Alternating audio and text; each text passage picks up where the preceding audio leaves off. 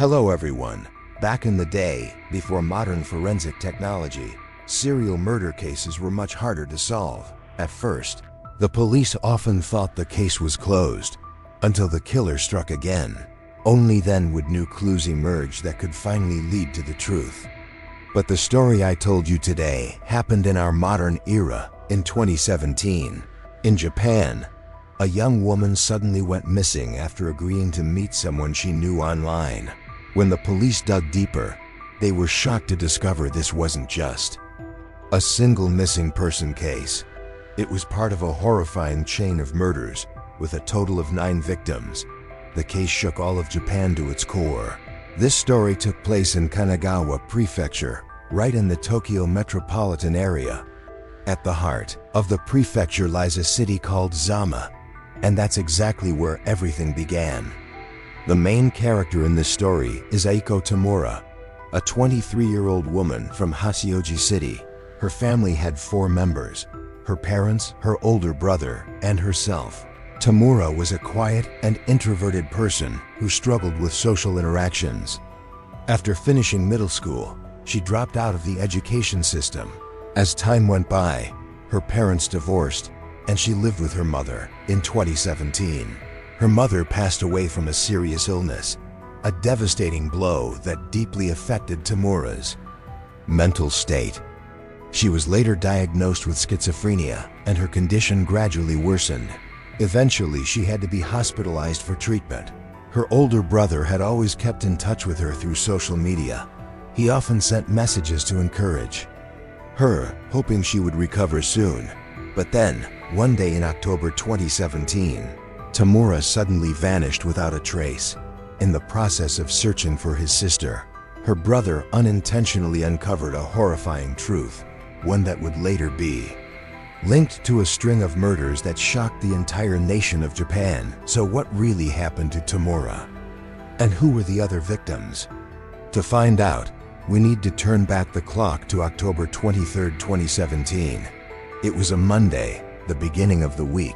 Tamura's brother realized he hadn't been able to contact her for 3 days, since she was struggling with mental illness. He became very worried, afraid she might have done something drastic. So he decided to try logging into her Twitter account, hoping to find some kind of clue. And then, the first thing that made him freeze was a tweet Tamura had posted back on September 20th. It read, "I want to die, but I'm afraid to die alone. If anyone feels the same, please DM me. I'm in Tokyo. If you have a car, even better." Under that post, there were quite a few comments. One account asked, "Do you want to do it with me?" At first, Tamura didn't respond right away, but a few days later, she replied, "I want to." The other account continued, "Then how about using pills or alcohol to ease the fear? My room has a loft, it'll be easier to do it there." 21 days later, Tamura messaged again, "I hope it'll be today." Then she added, "I only have 1,000 yen. Can we do it without needing anything special? Where do you live? You're a man, right?" After reading through those disturbing messages, Tamura's brother began to feel that something was seriously wrong. He suspected that his sister might have actually met up with the man behind that account. Deeply worried, he used Tamura's Twitter account to post a missing person notice and publicly shared information about the mysterious account, hoping someone out there might help uncover a clue. After spending a whole day searching without any leads, he finally decided to go to the police station and report the incident. The police immediately launched an investigation after receiving the report. They discovered that Tamura had been seen at Hachioji Station at 1:45 p.m. on October 23rd. Surveillance footage showed her walking with a man around 25 years old, with medium-length black hair and a slim build. The two took a train from Hachioji to Mashida Station, then transferred to the Otawara line and arrived at Sobudime Station in Zama City, over 20 kilometers from Tamura's home, at 2:47 p.m. After leaving Sobudime Station, they disappeared without a trace. Then, an unexpected breakthrough came. A netizen contacted Tamura's Twitter account. This person said she had also messaged the same man and could help identify him. On October 30th, she arranged to meet him at Subudime Station. As soon as they received the information, the police determined the man was highly suspicious. They asked the girl not to go to the meeting spot. Instead, officers in plain clothes were dispatched to the location to keep watch. That morning, undercover officers and Tamura's brother were all at the train station, quietly waiting. By afternoon, they noticed a man pacing back and forth, as if he were looking for someone. Upon closer inspection, it was him. The very same man seen in the surveillance footage walking with Tamura. However, the police didn't make a move right away. They kept watching. The man stood around for a while, and when it seemed like no one was showing up, he turned and walked away. Officers began to follow him discreetly, unaware he was being tailed. The man casually made his way toward a nearby apartment complex located less than 800 meters from the station. He climbed up to the second floor right to the unit where he lived. The plainclothes officers followed silently behind. But here's the part that made everyone shudder. The closer they got to his apartment, the stronger the smell became. It was a heavy, foul stench, so strange and overwhelming. It seemed to be coming from inside his room. The police decided to knock on the door, and the moment it opened, the stench hit them full force, so overpowering that anyone standing nearby instinctively winced. Tamura's brother, who was waiting just outside, glanced into the room and immediately spotted something chilling: his sister's white bag, half buried among the clutter inside. At that moment, the officers directly questioned him about Tamura's whereabouts, but his reaction sent chills down everyone's spine. No emotion, no panic. He simply pointed to a cooler in the room and calmly said, "She's in there." This is the layout of the house that the police searched. As you enter the front door, the bathroom and kitchen are on the left-hand side, above the kitchen area. There's a small loft. Next is the living room, and it was right there that the police uncovered a series of horrifying things. In the living room, there were 8 large containers. As for the cooler the man had pointed to earlier, when the police opened it, they found it filled with cat litter. But as they dug beneath the surface, they discovered a human head, along with several bone fragments. Initial forensic analysis confirmed that the victim was Tamura, a young woman who had been missing for days. At that point, the police immediately opened all 8 containers in the living room for inspection. The result: 7 of them contained human bones. Only 1 box was empty. Right away, the officers restrained the man on the spot, called for backup, sealed off the entire house, and launched an official investigation.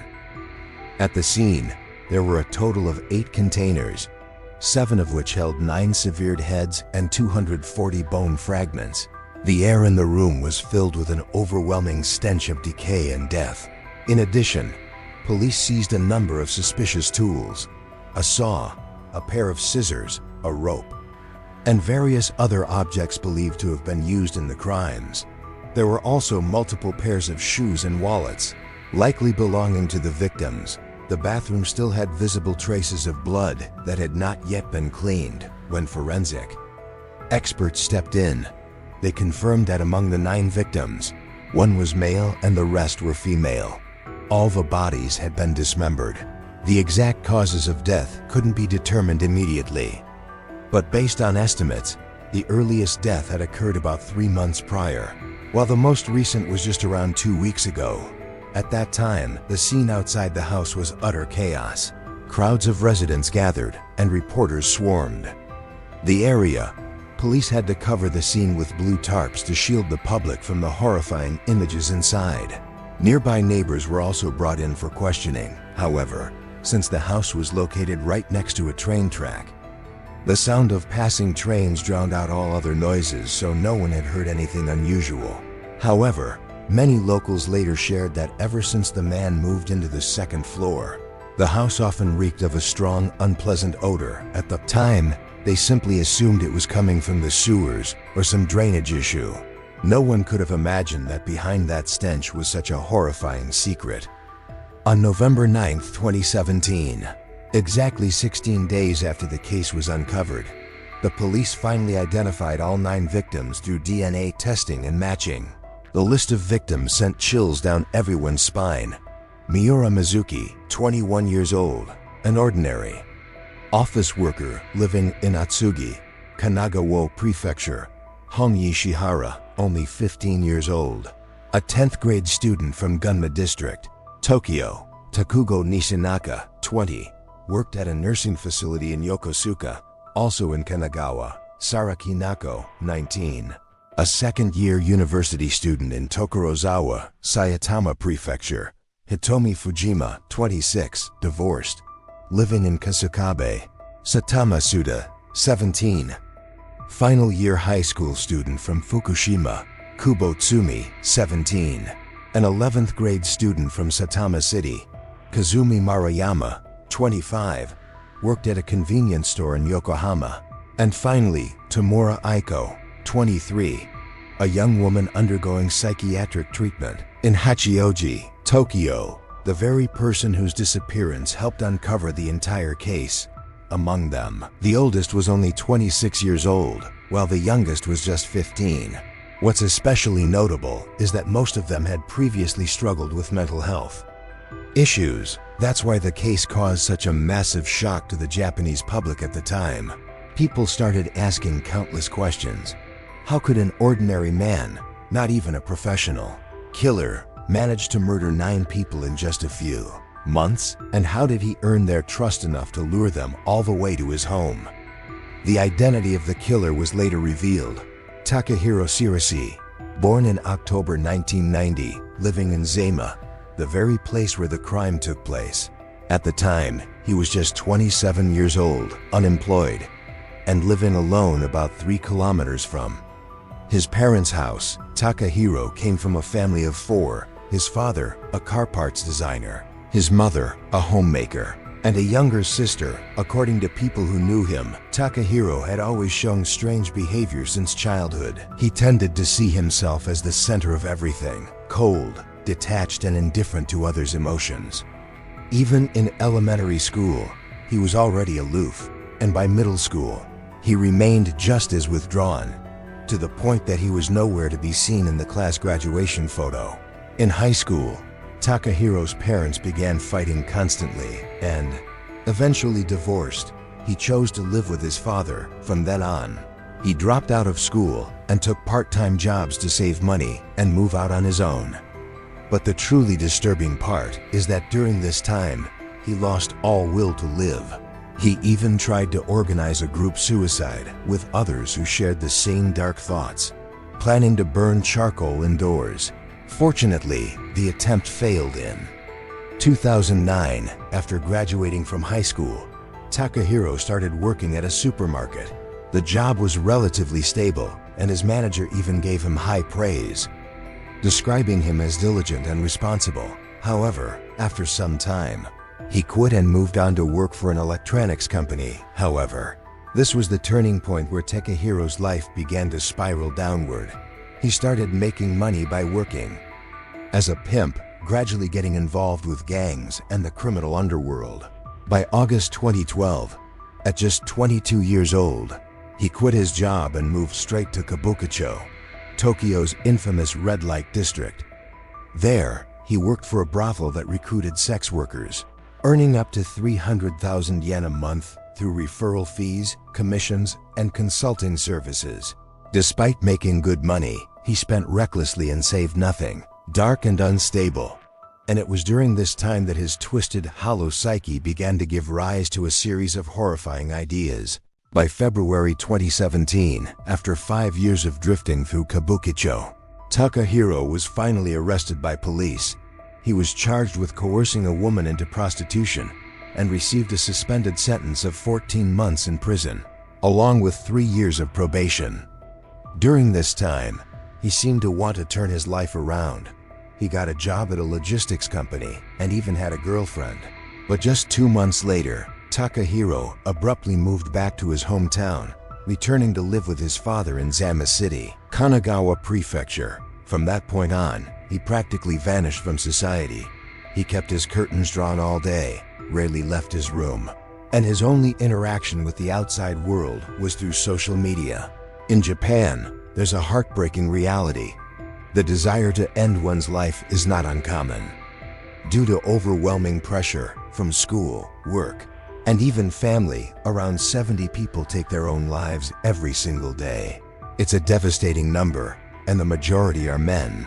Takahiro seemed to pay close attention to this issue. He noticed that on Twitter, there were many people struggling with dark and negative emotions, so he created 5 accounts.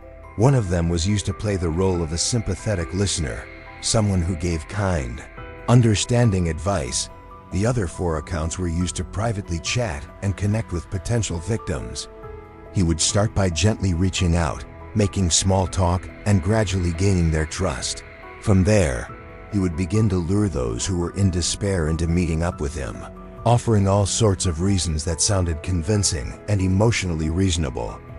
And then, in August 2017, he connected with Miura Mizuki, a 21-year-old he met through Twitter. Mizuki worked at a delivery company. On the outside, everything about her seemed perfectly normal. But deep down, she had been carrying emotional scars ever since middle school, where she had been relentlessly bullied. When she entered high school, Mizuki became addicted to social media, especially content filled with negativity. At one point, she even connected with another online user who was also in despair, and the two agreed to meet by the sea to carry out a tragic plan together. Fortunately, Mizuki survived that day. As time went by, Mizuki's condition didn't improve much until she met Takahiro on Twitter. Somehow, she ended up involving another friend who shared similar emotional struggles, Takugo Nishinaka, a 20-year-old working at a nursing facility. The 3 of them met at a park to discuss ending their lives together. But afterward, they each went their separate ways. On the way home, Takugo suddenly realized that he no longer wanted to die, he wanted to live, to start over. And when Mizuki saw that, the dark courage within her also faded. She messaged Takahiro saying, "Since Takugo gave up, I don't want to do it anymore either." But for Takahiro, things didn't end there. After several conversations, he learned that Mizuki was single and had a decent amount of savings. That's when a twisted plan began to take shape in his mind.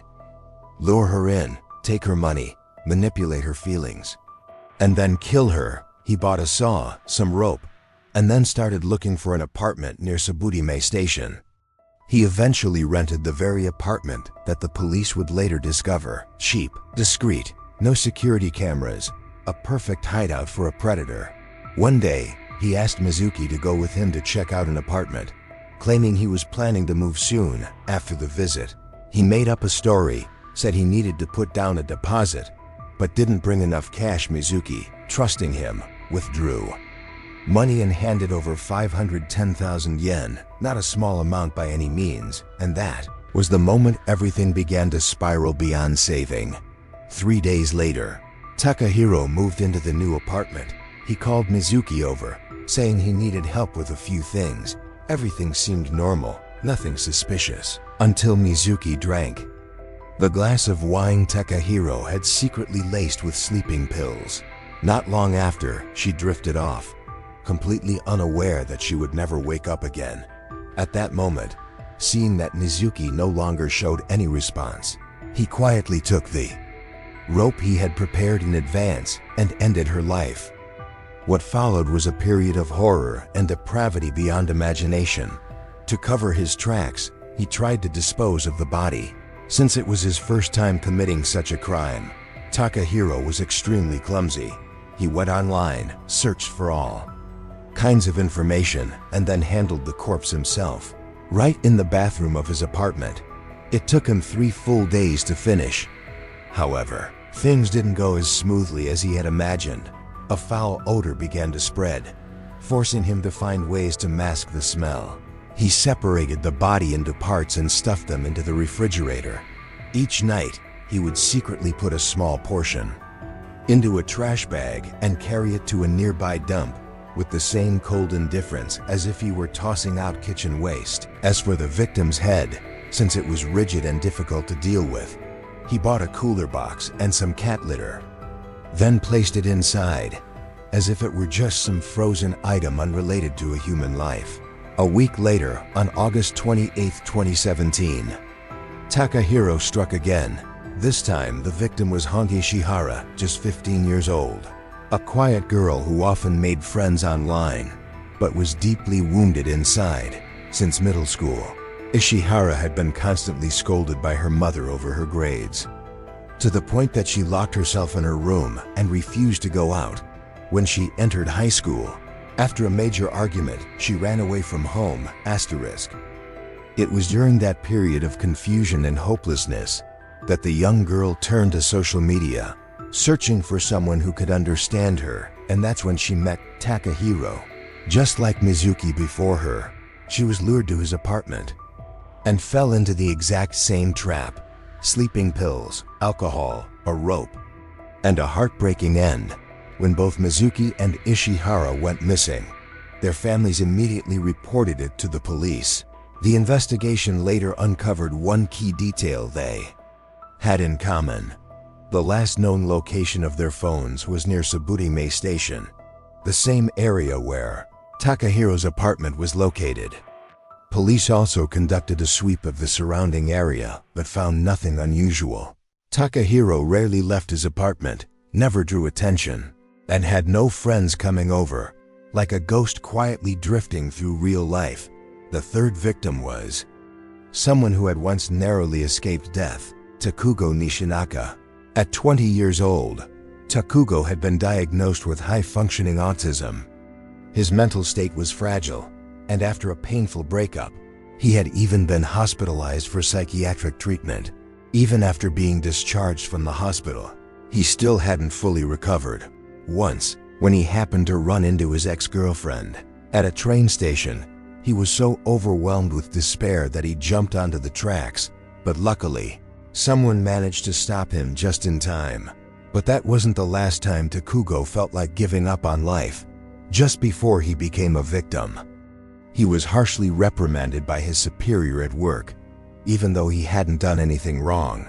The feeling of being treated unfairly, combined with his already fragile mental state, caused him to break down once again. Takugo already knew Mizuki, and after a few days of not being able to contact her, he grew worried and decided to reach out to Takahiro.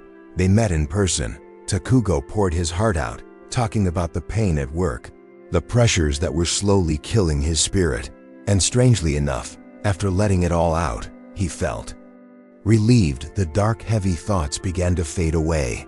On his way home, Takugo texted Takahiro, writing, "I will live a good life from now on." Sadly, Takahiro had already grown too accustomed to killing, and in his mind, there was no room for those who changed their minds.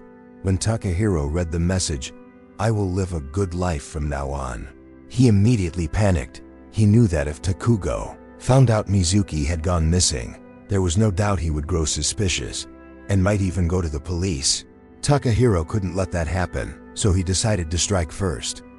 He invited Takugo over to his apartment for a drink. Same script, same method, no exceptions. And just like that, Takugo never made it back home.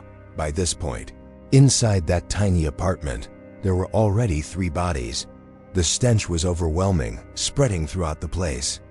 He tried everything to deal with it, cutting the bodies into smaller pieces, bagging them, freezing them. But this time, the smell just wouldn't go away. In the end, he became so desperate, he actually cooked some of the body parts, cooked them, as if he were making dinner, just to mask the odor of death. Neighbors began to notice the foul smell, but they assumed it was just something wrong with the sewage system. So no one called the police. After successfully carrying out 3 murders, Takahiro had no intention of stopping. In fact, he even got a new girlfriend. A girl he met online moved in to live with him, right in the very apartment where he was hiding the bodies, and still, he kept hunting for new victims. The 4th victim was Saruk Hinako, a 19-year-old second-year university student. Hinako was introverted and emotionally sensitive. After a harsh scolding from her mother, she spiraled into despair and posted a troubling message on Twitter. And just like before, Takahiro appeared, sending her a caring message, offering sweet words, and inviting her to his apartment. Hinako never made it back home.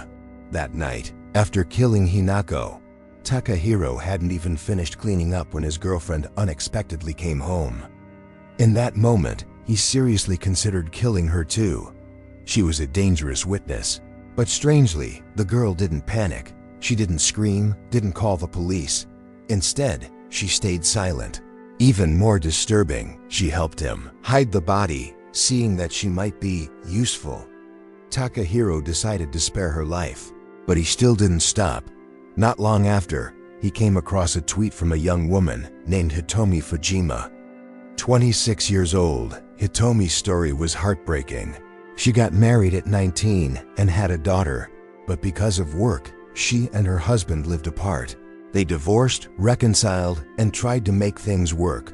But life wasn't a fairy tale. Her daughter was born with a congenital illness and couldn't attend kindergarten. Hitomi had to stay home to care for her child, which led her mother-in-law to blame her for everything. The family tensions escalated. And by August 2017, after a second divorce, Hitomi was kicked out of the house. She had nowhere to go. In her desperation, she went online and shared her pain. And Takahiro, always watching, immediately reached out.